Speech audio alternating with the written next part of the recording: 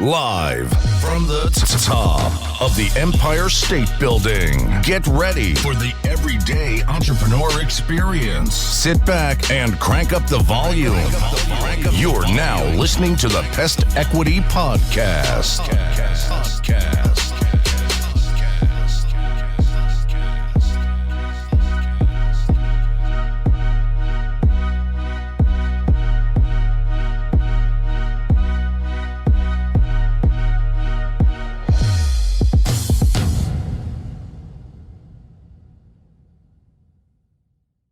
Welcome all and welcome back to another great episode of Pest Equity Business Podcast. I'm your host, Vinny E. On today's episode, I want to dive into cold calling and answer a question that was sent in. This is going to be a two-part cold calling sales series. And the next part's going to entail making successful business cold calls. So the question at hand was, Dear Pest Equity, does cold calling make your sales team prospecting more effective? Cold calling. We get it. Not always the most fun. Now, that said, despite all talks to the contrary, it can still prove to be fruitful. And for many sales reps, it remains an important source of new leads. So, yes, not something you might love, but there are opportunities to make it better for both you and your prospects. So you might be saying right now, how do you do that? Well, on this episode, I'm going to offer up a proven outline for successful cold calling that can cut down on the pain and boost your efficiency. So let's begin. The first thing, get in the right mindset by facing and countering your fears. Even the most experienced sales rep can feel hesitation or anxiety about picking up the phone. It's a human thing. Fear of rejection, of making a mistake, or saying the wrong thing. I approach these fears with prospects' rejections, with rebuttals that flip the script.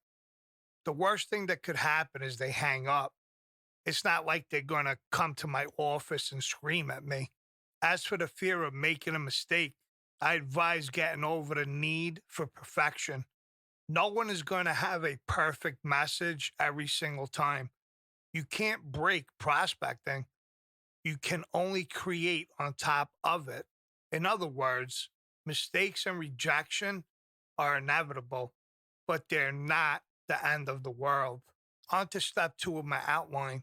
Set goals to stay motivated. When asked how I keep motivated to make cold calls, I always say set aggressive goals for yourself and write them down. Plus, I like to share them with my managers and team as well. This approach has 2 big benefits. It gives you external accountability and it invites your leadership team to help you meet those goals. So don't just set aside time to cold call. Make a goal and write it down.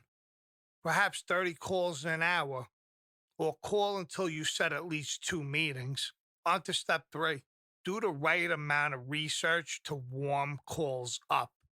There's no reason your cold calls have to be ice cold. It's easy to warm them up with a little research. I recommend that high volume callers should group their outreach by persona or role and research the role. For reps with fewer calls to make, still suggest not going overboard on research. Don't spend too much time. If you spend an hour on research and they don't pick up, you wasted an hour. Think about research in terms of 5 key facts. Write down 5 talking points about each person before you call. To gather these 5 facts, I always suggest LinkedIn profile, company LinkedIn profile page, website, career page, company mission statement, newsroom or press releases, product updates, case studies, testimonials.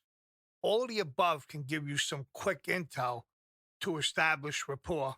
Number 4, nail the first 5 seconds with the pattern disruptor. The first 5 seconds will determine whether you win or lose the call. It's facts. Those first few seconds are key for setting the tone and getting into conversation. My standard opener is respectful, but also mysterious enough to pique the prospect's interest. I say, "Thank you for taking my call. Do you have a few moments to chat?"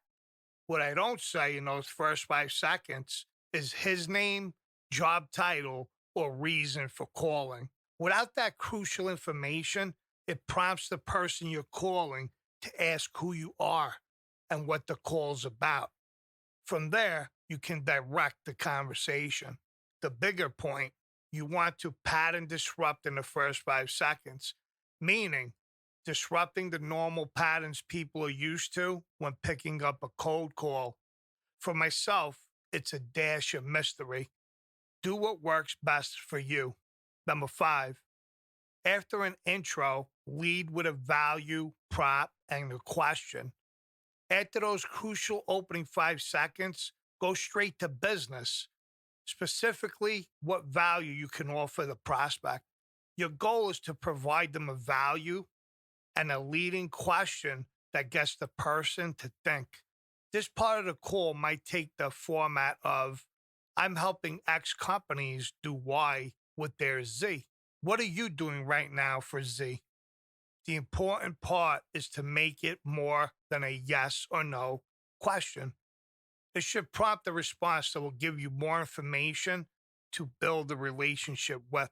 Number 6, pause to process, even briefly, for better conversations. When you're on your 20th call of the day, it's easy to rush through the conversation. I suggest a quick and easy fix.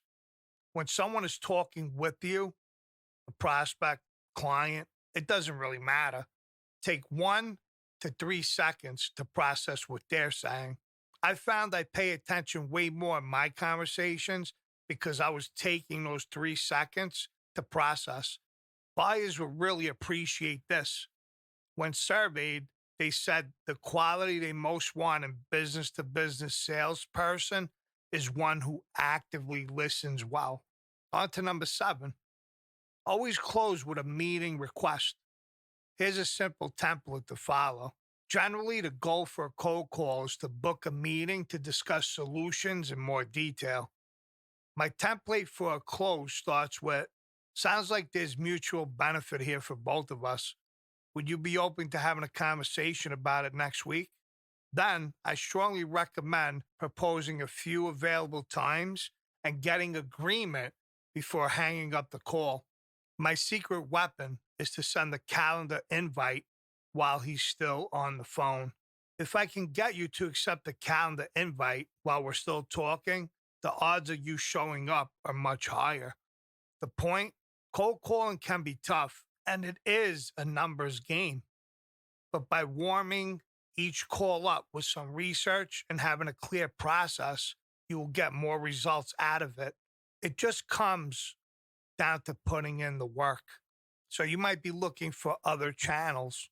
Try prospecting on LinkedIn too. Cold calling is one way to prospect, although I will recommend another as well, which I've gotten a lot of value from, is LinkedIn. I do a lot of prospecting on LinkedIn right now. I can get faster responses on LinkedIn than any other channels. The key to prospecting on LinkedIn, spending time building out your brand on the platform, building a network, and then reaching out with tailored messages to each prospect. My sales team spend a lot of time on LinkedIn, building up connections, having conversations with people, and sending personal messages. Make sure you're giving more value than just hooking people with a sales pitch. Well, I hope this answers your question. Look forward to putting out part 2 of the cold calling sales series.